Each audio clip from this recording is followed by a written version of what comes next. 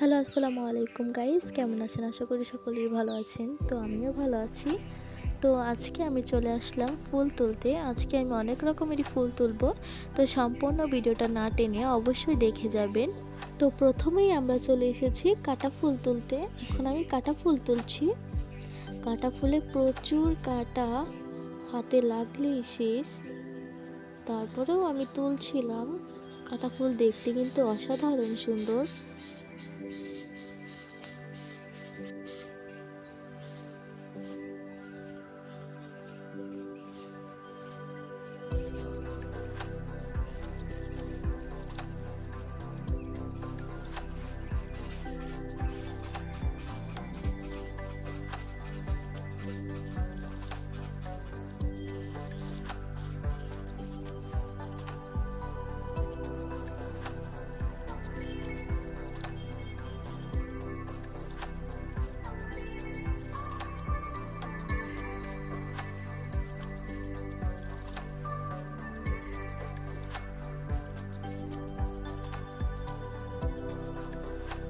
তো দেখতেই পাচ্ছেন কাটা ফুল দেখতে কি অসাধারণ সুন্দর।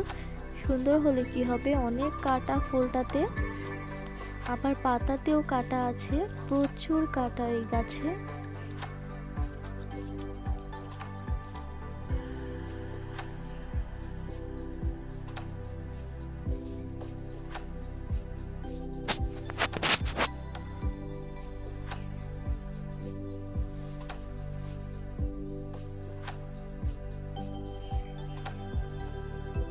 আমার কাটা ফুল তোলা শেষ, এখন চলে যাব গোলাপ ফুল তুলতে। এই তো আমি চলে আসলাম গোলাপ ফুল তুলতে। কি অসাধারণ সুন্দর লাগছিল গোলাপ ফুলটা। তারপর এখান থেকে আমি গোলাপ ফুল তুললাম।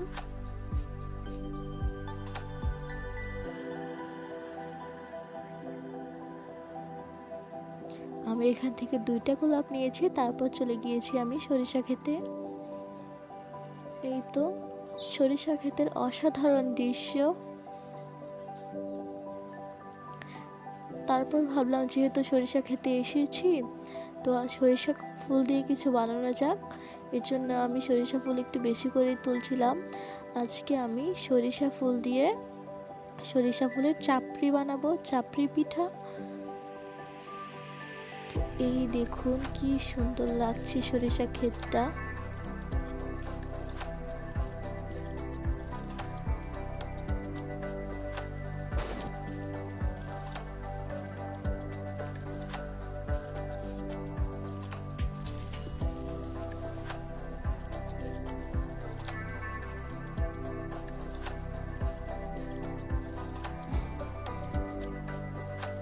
সরিষা ক্ষেতের মনোমুগ্ধকর দৃশ্য দেখতেই পাচ্ছেন, যত দূর তাকানো যায় শুধু সরিষা ফুল আর সরিষা ফুলই দেখা যায়।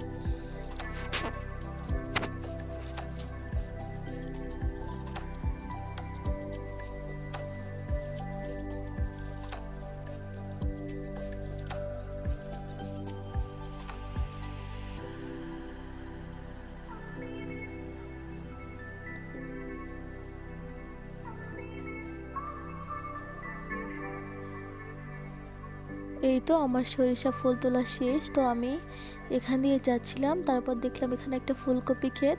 ফুলকপি তো এগুলো নষ্ট হচ্ছে খেতে, এগুলো বেচতেও পারছে না। এখন ফুলকপির দাম একদম কম, তাই জন্য এগুলো বেচা যায় না। অনেক বড় ক্ষেত, সব ফুলকপিগুলো নষ্ট হয়ে গিয়েছে। আর এটা হলো পেঁয়াজ ক্ষেত আর ধনিয়া পাতা। তারপর এখান থেকে আমি কিছু ধনিয়া পাতা তুললাম।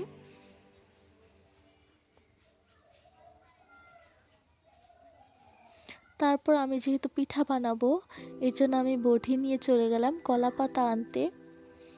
কলা পাতা লাগবে পিঠা বানাতে, এর জন্য আমি এখান থেকে একটা কলা পাতা কেটে নিলাম।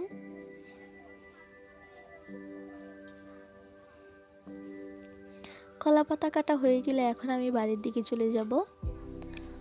আর এই যে আমার 3 রকমের ফুল, ফুলগুলো খুবই সুন্দর। প্রথমেই আছে সরিষা ফুল, তারপরে গোলাপ, তারপরে কাটা। এখন আমি সরিষা ফুলের বড়া বানানোর জন্য নিয়েছি পেঁয়াজ কুচি করে, কাঁচামরিচ কুচি, ধনিয়া পাতা কুচি, তারপর সরিষা ফুলগুলোকে খুব সুন্দর করে ধুয়ে নিয়ে নিয়েছি। তারপর এখানে দিয়ে দিলাম আটা, তারপর পরিমাণ মতো লবণ দিয়ে সুন্দরভাবে মেখে নিলাম। আমি হলুদের গুঁড়া দিতে ভুলে গিয়েছিলাম, তাই এখানে আবার একটু হলুদের গুঁড়া দিয়ে দিলাম। তারপরে এখানে একটু অল্প পানি দিয়ে সুন্দরভাবে মেখে নিলাম।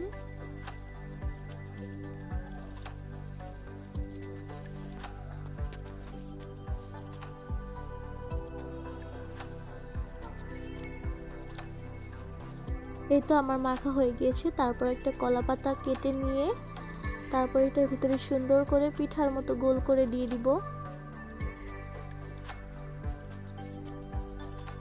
এই তো হয়ে গিয়েছে। অসাধারণ সুন্দর একটি পিঠা, এটা খেতে কিন্তু অনেক মজা।